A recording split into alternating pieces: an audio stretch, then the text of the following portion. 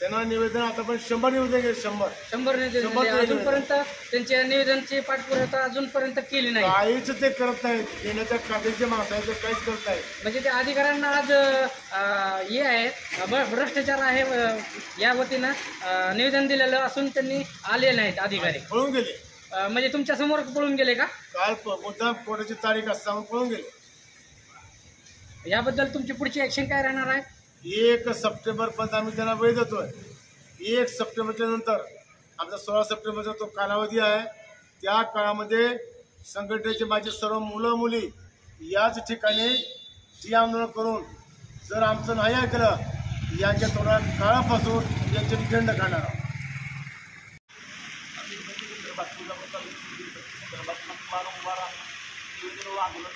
आतापर्यंत निवेदन कोणाकोणाला दिले? आम्ही तुळजापूर तहसीलदार, पोलीस महामंडळ व जिल्हाधिकारी त्यांना वारंवार आम्ही आतापर्यंत दिलेले आहे. त्यांच्याकडनं काय उत्तर आलं नाही? उत्तर तर त्यांचं काय आलं, तुळजापूर तहसीलदार आणि धाराशिव जिल्हाधिकारी यांनी उत्तर दिलं की आमच्याकडे अधिकारी आहेत, पोलीस महामंडळाकडे अधिकारी आहेत.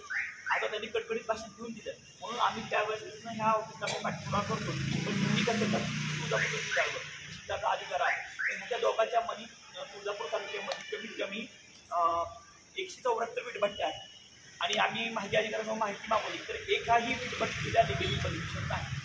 आणि तुमच्या शेतकऱ्यांना त्याचा एवढा मोठा त्रास होतो. त्यामध्ये तुमचं ऍक्शन काय राहील? ऍक्शन जर आमची जर मागणी त्यांनी मान्य केली नाही किंवा कारवाई केली नाही तर याच्यापुढे त्यांच्या ऑफिसला बाबांनी म्हटलं अधिकारी स्वतःला कळप असतो आणि त्यांचं ऑफिस पूर्ण बंद करू. जवळ कारवाई होत नाही तेव्हा आम्ही ऑफिसला करतो. याबद्दल आपली समस्या